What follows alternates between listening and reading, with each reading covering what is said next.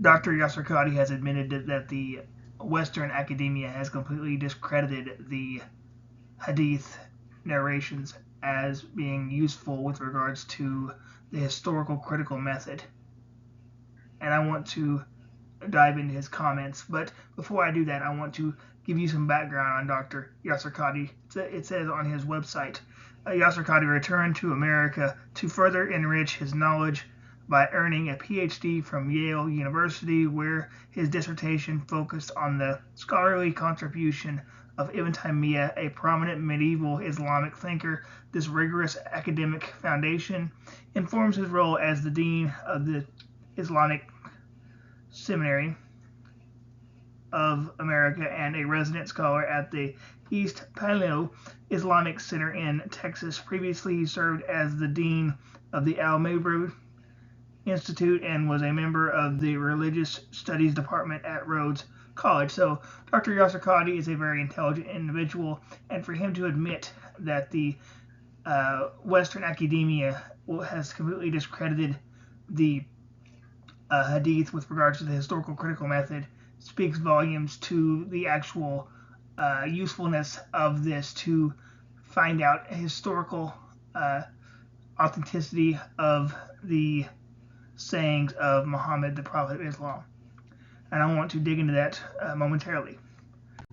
Dr. Yasir Qadhi said during an interview, nobody in academia affirms the Muslim Sunni science of Hadith. Nobody. It is considered to be completely discredited, that I am just being factual. I am describing, I am not, saying which one is right or wrong, just saying the max you'll get out of Harold Methke, and others are going to say, well, we can say that some Hadith definitely go back to some. That's like the max you can say. As for definitely stating that the Hadith go back to the Prophet. At this stage of my life, I will have to say that is what I say as a believer, not as an academic. So this is important because he has to wear two different hats. He can be the Muslim believer at one stage, but then whenever he has to be the academic, he has to understand and be under the assumption that the academic world has discredited the Hadith collection as unreliable. And so that has to be a very difficult thing for him to wrap his head around with regards to he treasures this, but yet he has affirmed that academia has considered the Hadith collection to be unreliable.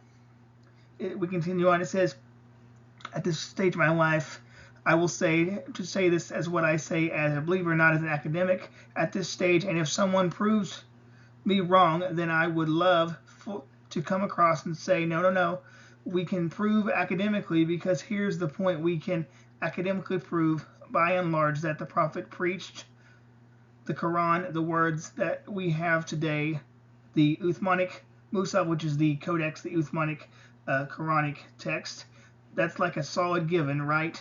And the wordings of the Quran, by and large, we can academically, of course, believers, we say they're from Allah, but the Academy has pretty much proven scientifically, though the historical critical method, that there is an Uthmanic Musaf, that much is beyond reasonable doubt.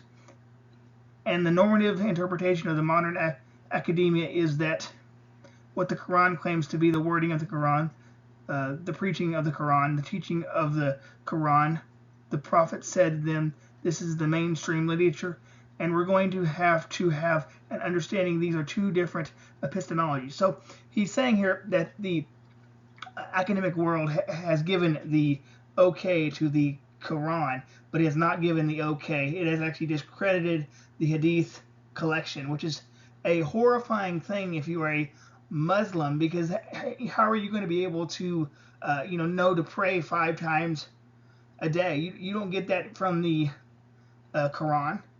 You also don't get how you complete Hajj from the Quran, or how you are to cleanse yourself, or all the other different things you're supposed to do with regards to living life as a Muslim. That all comes from the Hadith, and academia has said that it is not a reliable way to look at this collection with regards to the Muslim interpretation with regards to the isnad change, because they can be fabricated just as well as the other hadiths that are considered to be forgeries within the Islamic world.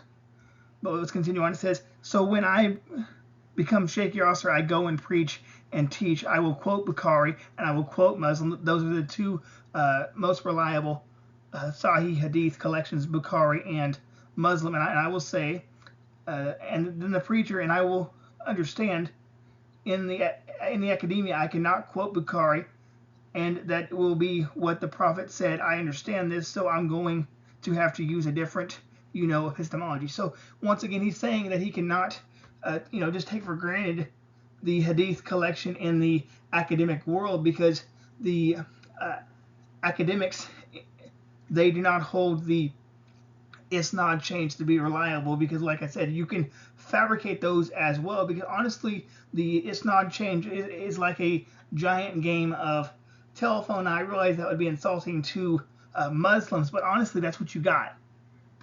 So you can say that you have verified these individuals, but the academic world begs to differ, because just by having these guys have it goes back to a companion, and you go through 14 different guys, that's not reliable, because the memory is not the most reliable way to pass things down. You should be willing to write these down and be able to provide them for later generations. But the point is that Yasir Qadhi has admitted that the academic world has completely discredited the Hadith collections, and so therefore, if the academic world has thoroughly discredited the Hadith collections like Yasir Qadhi has admitted, then Muslims are in a hard spot, because it says in Surah chapter 4 verse 65 that Muslims must submit to all of Allah and Muhammad's judgments. You don't find Muhammad's judgments within the Quran. You find those within the Hadith collection, and yet the academics say that the method for obtaining the information to be historical is not a viable option with regards to seeing if the Hadith collection is authentic or not. If Muslims would take time to actually look at their Hadith, they would actually read and see that Bukhari, he gathered up 600,000 Hadith, and yet he threw out a great portion of those, and he only retained 7,275. So honestly, he only retained about 1% of the collected Hadiths and considered those to be authentic or Sahih. So if Muslims want to continuously say that the isnad chains are the way to go, then you're going to have to show how in the world this can be a viable option, because honestly what you have is a gigantic game of telephone where you have like 6 or 7 guys or whatever it is, all the way back to a companion who heard it from Muhammad. But the point is that once again, the memory is not the way to go. You need to write these things down, because you can't sit there and tell somebody with a straight face so that it's been the exact same way all the way through. And what if somebody embellished the story somewhere? You can't guarantee that. Like I said, you might have a list of guys, but there's no guarantee those guys are actually trustworthy with regards to their character and whether they embellish the stories or not. Because the whole point of this is to say that the academic world does not hold the Muslim science of Hadith as a viable option. And Yasir Qadhi even acknowledges that. He says whenever he goes into academia, he has to put on a different way of thinking,